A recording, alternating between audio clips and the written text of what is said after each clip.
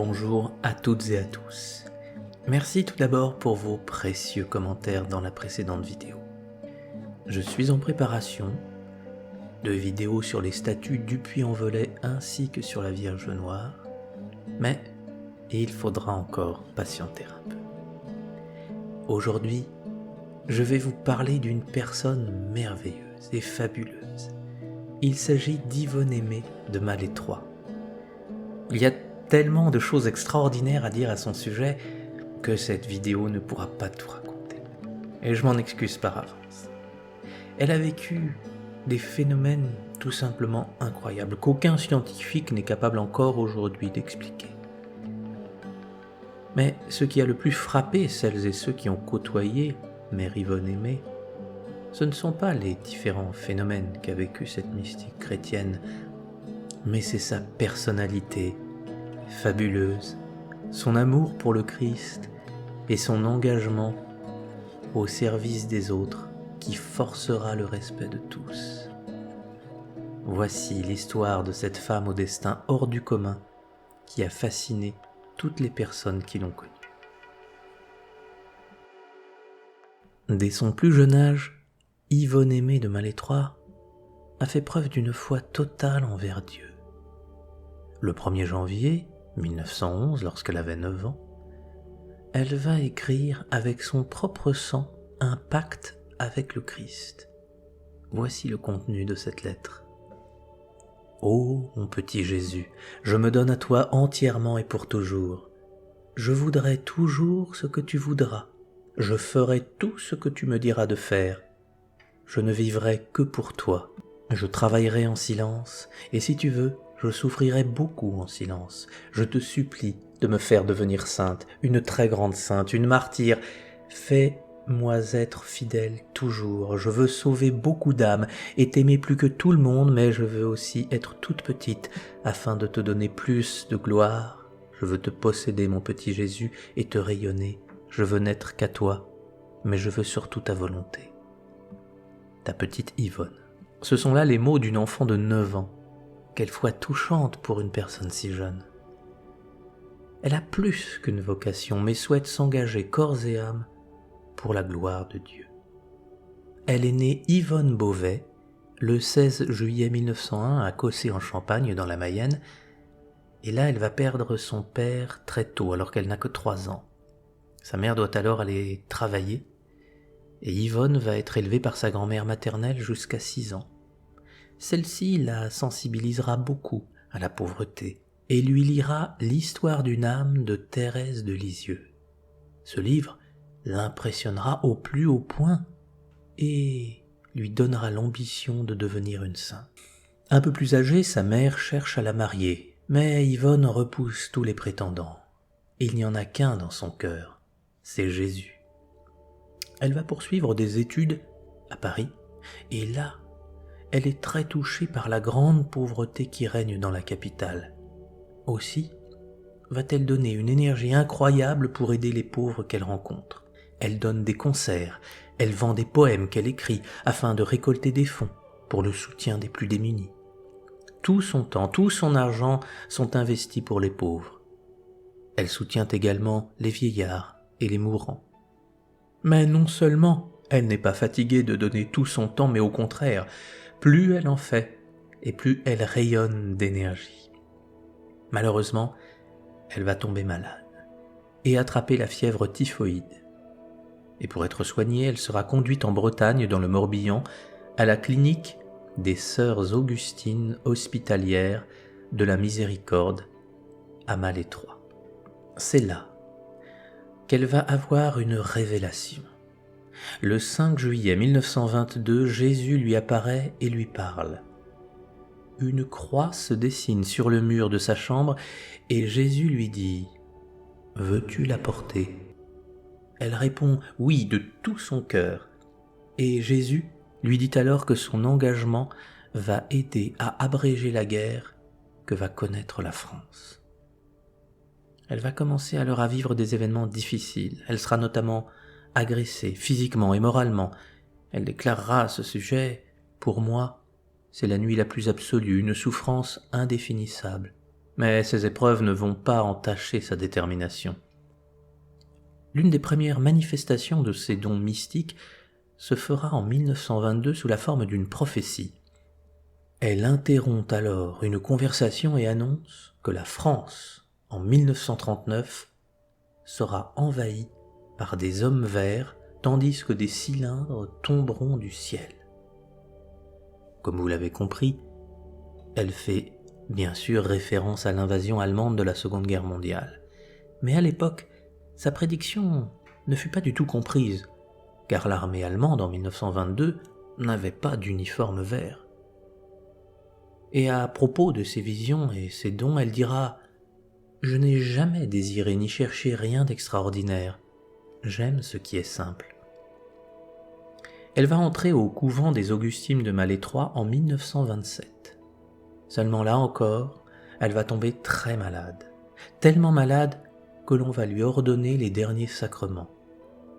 Tout le monde la veille, en pensant que ce sont sûrement là ses derniers instants. Elle veut tout de même prononcer ses vœux, afin de devenir religieuse.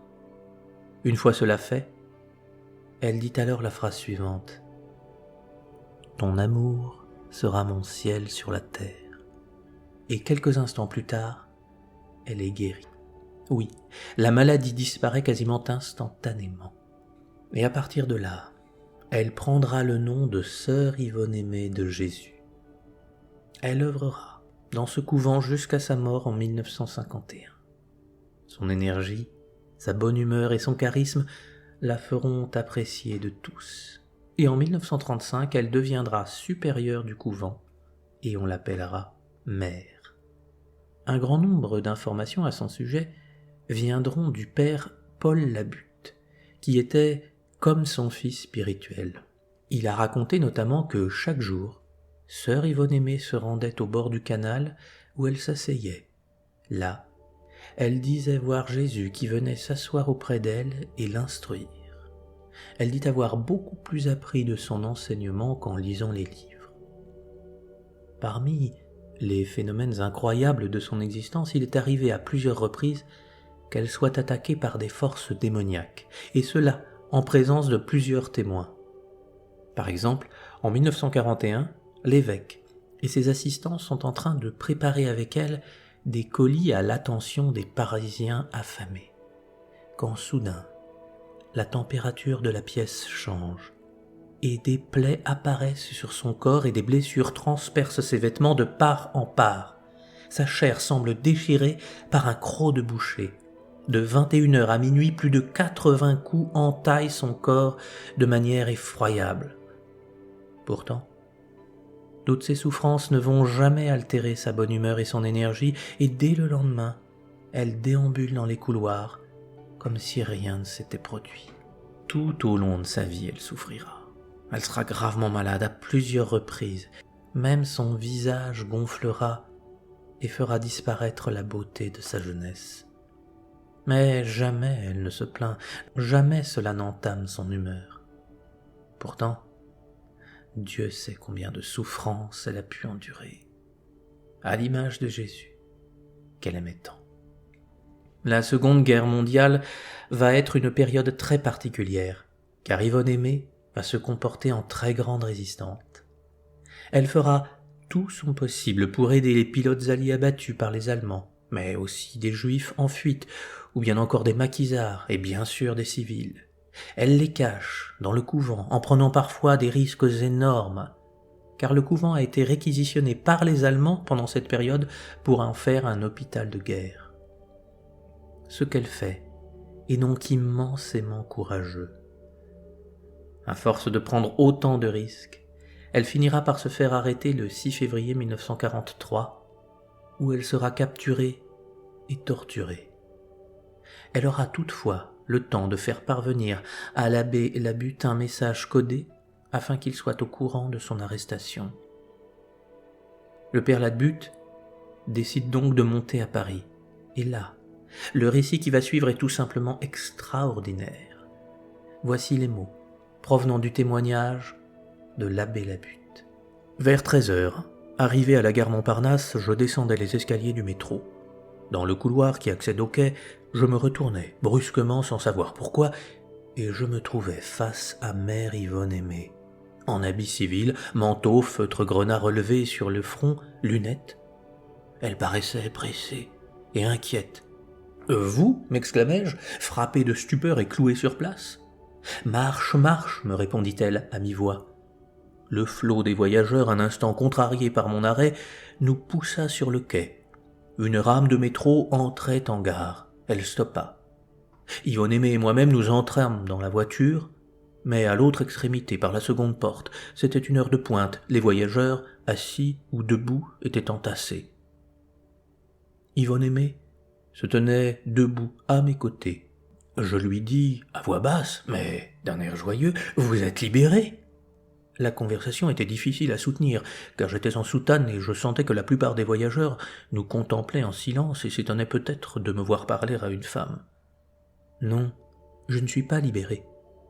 Je suis en prison, je subis la torture, debout devant un mur, j'ai la tête dans une sorte d'étau. » Elle avait murmuré dans un souffle ces étranges paroles. Alors je compris, dans un éclair, qu'elle se trouvait en état de bilocation, qu'elle était présente en ce moment même simultanément dans la prison et dans le métro. « Vous êtes en 2 endroits ?» lui dis-je à voix basse. Pour toute réponse, elle inclina la tête, puis leva lentement, silencieusement vers moi, qui était d'une taille plus élevée, un visage de douleur. Ses yeux m'apparurent agrandis et extatiques, les paupières ne battaient pas. Puis elle baissa la tête. C'était bien elle, je la voyais, je l'entendais respirer et parler, je la touchais de mes mains. Je ne rêvais pas.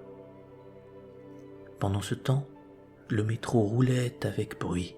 À la station d'Enfer-Rochereau, il stoppa. Yvonne Aimée, sans me demander où j'allais, sans me dire un mot d'au revoir, sans me regarder, descendit, se détourna toutefois sur le quai pour me jeter un regard de détresse et prit la file des voyageurs, mais devint soudain invisible, 3 ou 4 mètres avant de pénétrer dans le couloir de sortie. Pour ma part, resté debout dans la voiture, j'avais pu suivre des yeux Yvonne Aimée et constater nettement ce qui venait de se passer. Les portières claquèrent, le métro commença de rouler. Livré à mes pensées, je continuais le trajet qui me parut d'une longueur désespérante. Au terminus, église de Pantin, je descendis du métro et pris l'escalier de sortie. Il y avait peu de voyageurs à sortir. J'étais l'un des derniers, le dernier peut-être. Je monte quelques marches de l'escalier de sortie. Brusquement, l'un des vantaux de la porte qui se trouve à mi-chemin de cet escalier est poussé par quelqu'un qui descend précipitamment. C'est mère Yvonne Aimée, toujours en civil, et qui, l'air effrayé, me lance à mi-voix ces quelques mots. « Prie, prie, si tu ne pries pas assez, on m'embarquera ce soir pour l'Allemagne. Ne le dis à personne. » Avant même que je puisse répondre, elle était devenue de nouveau invisible. J'étais bouleversé, non pas tant de l'avoir revue que de savoir que sa déportation en Allemagne dépendait de ma prière. Et je revins, en toute hâte, à Paris. Dans le métro qui me ramenait, je retournais en tous sens les paroles de mère Yvonne Aimée. « Prie, prie, si tu ne pries pas assez, on m'embarquera ce soir pour l'Allemagne. » C'était net. Alors je descendis à la station Sèvres-Babylone et je me réfugiai dans la chapelle de la Médaille miraculeuse rue du Bac. Là, tout l'après-midi, je priais de mon mieux. Rosaire, bréviaire, litanie, chemin de croix. Vers 19h30, ce même soir, je me rendis à l'Oasis Notre-Dame de Consolation, où sœur Saint-Vincent Ferrier m'y accueillit et me dit « Où est-elle ce soir, notre révérende mère Yvonne Aimée ?» Pour obéir, je me retins de raconter ce que j'avais vu au début d'après-midi dans le métro, et qu'elle était menacée d'être déportée cette nuit. Je dînais au parloir, la mort dans l'âme, tandis que sœur Saint-Vincent Ferrier, par crainte de la Gestapo, visitait la maison pour s'assurer, me dit-elle, que les portes et les volets de fer étaient bien fermés. En me levant de table, je demandai l'autorisation de monter au 1er étage, dans le bureau de mère Yvonne Aimée. Je dus traverser sa chambre contiguë. Le bureau était sans doute tel qu'hier matin à son départ, mais sur la table s'accumulait déjà le courrier non décacheté. Je fermai la porte, et navré, Je me mis à marcher de long en large devant la cheminée, tout en m'efforçant de réciter encore un chapelet. Mes pensées vagabondaient, je revivais les incidents du début de l'après-midi, j'imaginais le départ en déportation à cette heure-ci, peut-être dans la cour d'une prison, mais laquelle? Fresnes, la santé, le cherche-midi. Je vous salue Marie, pleine de grâce, le Seigneur. Je m'interrompis brusquement, car dans le bureau même, je venais d'entendre un bruit sourd, semblable à celui d'un cavalier botté, sautant de son cheval et retombant à pieds joints. Me retournant, à la seconde même, je me trouvais en présence de Mère Yvonne-Aimée, debout, près de son bureau, dans l'angle opposé à la porte du vestibule qui était fermée. « Vous » m'écriai-je, et je bondis, je la saisis par les deux poignets. Elle portait les mêmes habits civils et les mêmes bottes de caoutchouc que dans le métro, mais elle n'avait plus ni chapeau, ni feutre, ni lunettes. Elle était tête nue, les cheveux en désordre. « Laissez-moi, lâchez-moi » disait-elle, en faisant des efforts saccadés et violents pour se dégager. Elle heurtait les fauteuils, elle se débattait avec effroi, avec force. Elle ne me reconnaissait pas. Elle me prenait, je le sus plus tard, pour le tortionnaire de la prison. Je réussis, progressivement, à l'apaiser. Elle murmura « Où suis-je ? Où suis-je donc ?» Regardant à droite, à gauche, elle s'étonna. « Mais c'est mon bureau ?» Enfin, elle me reconnut, et avec un sourire maternel, « Mais c'est toi, Polo ?» Il était environ 21h10. Mon Dieu, mais que se passe-t-il donc? À vrai dire, ce retour porte close ne m'étonnait guère. Dans la journée du 17 février 1943, je n'étais plus à un fait extraordinaire près. J'interrogeai Mère Yvonne-Aimée. Elle venait de s'asseoir, épuisée dans un fauteuil, près d'une fenêtre. Elle me répondit « Ah, je sais maintenant. Je comprends. C'est mon bon ange qui m'a délivré et ramené ici. Il m'a saisi dans la cour de la prison, juste au moment où l'on nous mettait en groupe pour partir en Allemagne. Il a profité du brouhaha et du désordre qui se sont produits au moment du rassemblement et aussi de l'obscurité. Je me demandais bien comment prévenir sœur Saint-Vincent-Ferrier, qui se disposait à passer la nuit en prière et qui devait m'attendre au petit parloir du rez-de-chaussée. Elle était venue, en fait, s'asseoir, chapelet en main, près de la porte d'entrée, tristement, sur la première marche de l'escalier. Je descendis. À ma vue, elle se leva et se lamenta de nouveau. À cette heure-ci, notre révérende mère est peut-être embarquée en déportation. « Non, répondis-je, sans hésiter. Elle va rester à Paris. Puis rapidement, j'ajoutai, elle va être libérée. Elle n'est pas loin. Elle est de retour, ici. Venez vite dans son bureau. » Sœur Saint-Vincent-Ferrier, suffoquée, monta précipitamment l'escalier. Je la suivis. Mère Yvonne-Aimée était bien là, mais si lasse et si angoissée, se demandant encore si elle était vraiment libre. Sur sa demande, nous la laissâmes seule quelques instants. Nous redescendîmes au rez-de-chaussée, puis nous remontâmes au premier, Mère Yvonne-Aimée n'étant plus dans son bureau. Nous la trouvâmes dans sa chambre voisine, étendue, tout habillée sur son lit, le visage extatique, plongé dans un sommeil paisible, enveloppée d'un grand voile de tulle blanc, serré au front par un étroit cercle d'or. Le lit, la chambre, la cheminée, les meubles étaient jonchés ou parés de fleurs fraîches, où dominaient, en ce mois de février 1943, dans un Paris occupé par les Allemands, des arômes, des tulipes et des lilas blancs. Il aurait fallu 2 jardiniers au moins pour apporter ces fleurs et un grand artiste pour disposer sur Yvonne-Aimée les plis du voile qu'elle-même n'aurait pu arranger. Sœur Saint-Vincent-Ferrier et moi, nous demeurâmes en silence à son chevet. Mère Yvonne-Aimée se réveilla, s'étonna de voir tant de fleurs, se leva avec son long voile, fit 1 ou 2 bouquets avec les tulipes et les arômes qui étaient sur son lit, mais n'en pouvant plus s'interrompit. Sœur Saint-Vincent-Ferrier resta pour panser les blessures que portait Mère Yvonne-Aimée sous ses vêtements. Je me retirai. Après une telle journée, j'aurais dû être exalté, ou tout du moins empêché de trouver le sommeil. Or, je m'endormis, vite, paisible, comme un enfant. Quel beau témoignage, quel bouleversant témoignage, n'est-ce pas? Oh, vous pouvez penser peut-être que c'est une illusion, que le père Labute s'est trompé, mais le nombre de cas attestés de bilocation de mère Yvonne Aimée n'est pas unique, mais s'élève à plus de 150. Quant à l'épisode des fleurs, là aussi, il y a eu de multiples témoins qui ont vu mère Yvonne Aimée revivre la passion de Jésus avec apparition des stigmates et encore plus incroyable, des fleurs sortaient de ses plaies. Après la guerre, elle continuera d'agir, pour le bien de tous, avec une énergie qui impressionnait tous ceux qui l'entouraient malgré ses souffrances quotidiennes. Et le soir du 3 février 1951, elle meurt d'une hémorragie cérébrale foudroyante, conséquence de son hypertension artérielle, alors qu'elle s'apprêtait à partir pour l'Afrique du Sud. Vous remarquerez toutefois que mère Yvonne Aimée n'est pas canonisée ni béatifiée. Mais pourquoi ? Pourquoi cette femme tellement dévouée à Dieu et aux autres n'a-t-elle pas eu les honneurs de l'Église ? Tout avait pourtant commencé dans les règles de l'art. Mais en 1960, son procès de béatification est stoppé net, avec ordre absolu de ne publier aucun livre. Il contient toutefois plus de 60 000 pièces, dont l'exhumation de son corps totalement intact près de 10 ans après sa mort. Les autorités de l'Église considéraient qu'elle en faisait trop de miracles, trop de guérisons, les bilocations, les stigmates, tout cela, c'était trop pour une seule personne.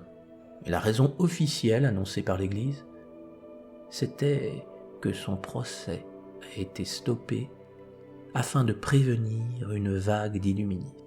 Elle aurait donc totalement disparu de l'histoire si un homme, l'abbé René Laurentin, n'avait pas décidé d'aller à l'encontre de cette décision.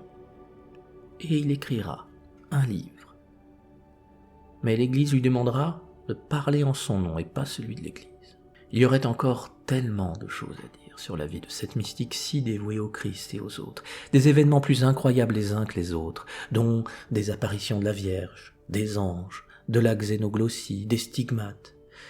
Je finirai simplement par cette anecdote, témoignant de son don pour les prophéties et de son courage sans faille. Le 25 mars 1929, elle va déclarer « J'ai eu cette nuit un songe curieux. Cette fois, je me demande si je ne suis pas à moitié folle. Je me suis vue devant la clinique avec beaucoup de religieuses autour de moi. Cela semblait être un jour de fête. Il faisait beau. J'avais sur la poitrine épinglé 4 ou 5 médailles, dont la Légion d'honneur. J'étais au milieu des religieuses et semblais être leur mère. Un grand officier vint vers moi me saluer. » Effectivement, à l'époque, il était possible de penser que sœur Yvonne Aimée avait pris la grosse tête en se glorifiant de la sorte. Pourtant, près de 20 ans plus tard, ce qu'elle a prédit s'est réalisé précisément. Le 7 août 1949, toutes les religieuses sont rassemblées devant la clinique. Yvonne Aimée portait déjà 5 décorations, dont la Légion d'honneur remise par le général de Gaulle lui-même. Yvonne Aimée, ce jour-là, reçoit du général Audibert la croix de guerre pour la clinique. Pour celles et ceux qui ont été touchés comme moi par l'intense vie de cette religieuse, je publierai une courte vidéo contenant une prière puissante écrite de sa main et une neuvaine afin de connaître ses grâces. Merci à toutes et à tous pour votre écoute et à très bientôt.